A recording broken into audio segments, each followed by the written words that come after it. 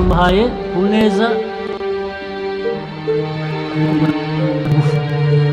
Ikibazo cy'inzara cyari cyarafashe indi ntera ku buryo bumva ko n'abaturage bamwe na bamwe bo mu karere ka Kayonza bafataga iya mbere bagahunga bakigendera. Agarutse narasohotse nasukiye Tanzania. wari waragiye kubera iki? Kubera inzara. Naragiye nibwo nyiza ubu ngubu naje Museveni. Gusa nk'uko mubyumva Kayonza yari yaragiyemo inzara bikomeye cyane mu bigo byatewe n'ipfa, ariko ahanini ntabwo byaterwaga n'ipfa, ahubwo byaterwaga n'ubuyobozi bubi bwari bufitwe n'aka karere, kuko nta bwumvikane bwari burimo. Gusa nk'aho ibi byose bidahagije, ntabwo twakwibagirwa yuko abaturage baje gufashwa bakaba bari kubyina bishimiye ibiri kubabaho. Mu gusobanukirwa ibi byose, gusa nk'uko mubyumva Kayonza yari yaragiyemo inzara bikomeye cyane mu bigo byatewe n'ipfa, ariko ahanini ntabwo byaterwaga n'ipfa, ahubwo byaterwaga n'ubuyobozi bubi bwari bufitwe n'aka karere, kuko nta bwumvikane bwari burimo. Gusa nk'aho ibi byose bidahagije, ntabwo twakwibagirwa yuko abaturage baje gufashwa bakaba bari kubyina bishimiye ibiri kubabaho. Mu gusobanukirwa ibi byose,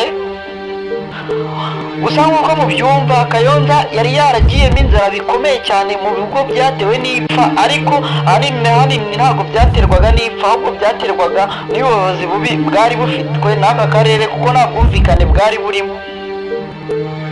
Gusa nk'aho ibi byose bidahagije, ntabwo twakwibagirwa yuko abaturage baje gufashwa bakaba bari kubyina bishimiye ibiri kubabaho. Mu gusobanukirwa ibi byose, gusa nk'uko mubyumva Kayonza yari yaragiyemo inzara bikomeye cyane mu bigo byatewe n'ipfa, ariko ahanini ntabwo byaterwaga n'ipfa, ahubwo byaterwaga n'ubuyobozi bubi bwari bufitwe n'aka karere, kuko nta bwumvikane bwari burimo. Gusa nk'aho ibi byose bidahagije, ntabwo twakwibagirwa yuko abaturage baje gufashwa bakaba bari kubyina bishimiye ibiri kubabaho.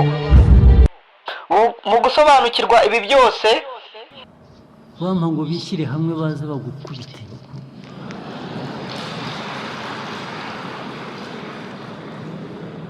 rwose, bakagira uruhande bagashaka inkoni bakaza bakagukubita.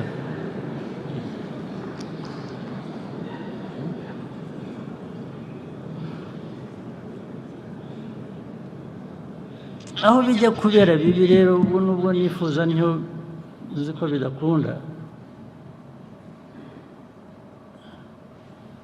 Iyo umuco mu buyobozi umaze kugera ku rwego ari mubi, ba bantu batabana njya guhahira Kirehe, iyo nari naragiye numvise ngo babafashije mpita nirukanga vuba n'abana ndabazana. Gumireza Samuel, umuyobozi w'umudugudu wa Nyamata, n'umwe mu bari bagaragaje ko kuyobora abaturage bashonje biba bigoye.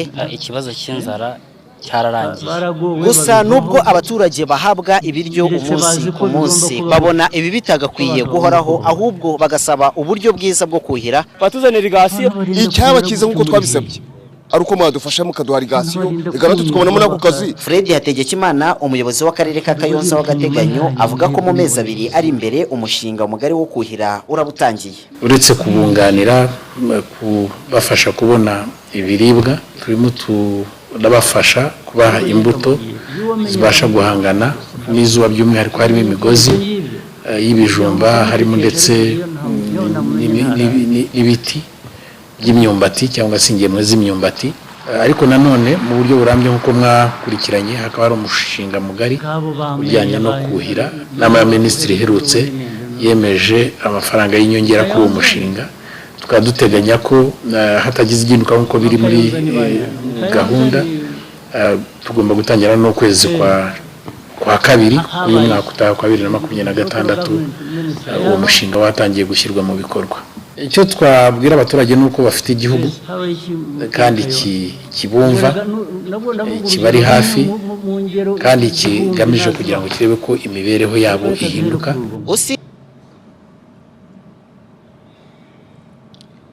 Excellency, muri Kayonza habaye ikibazo cy'ubuyobozi bitita ku baturage, kutamenya ibibazo bafite, ariko no kudakorana, kutumvikana hagati y'abayobozi.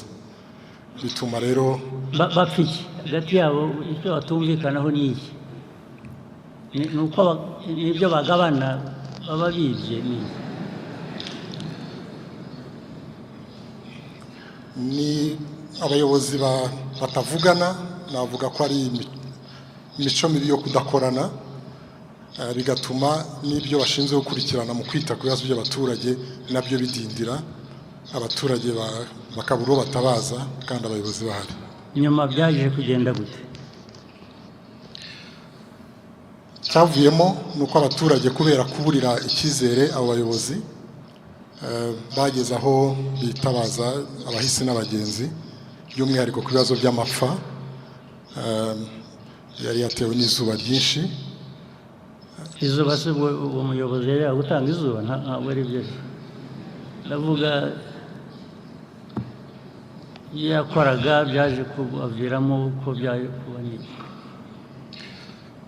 Yesa bifite aho bihuriye kubera yuko ubusanzwe abaturage bagaragaje ko bafite ikibazo ko bashonje, leta ifite uburyo yabagoboka, ariko icyo gihe kubera ko abayobozi bari bahugiye mu kutumvikana ntabwo babashe kubikurikirana. Bari bahugiye mu ko bo batari bashonje, bo ntibari bashonje nicyo kibazo. Yesa ntibumva babaganyira bashonje.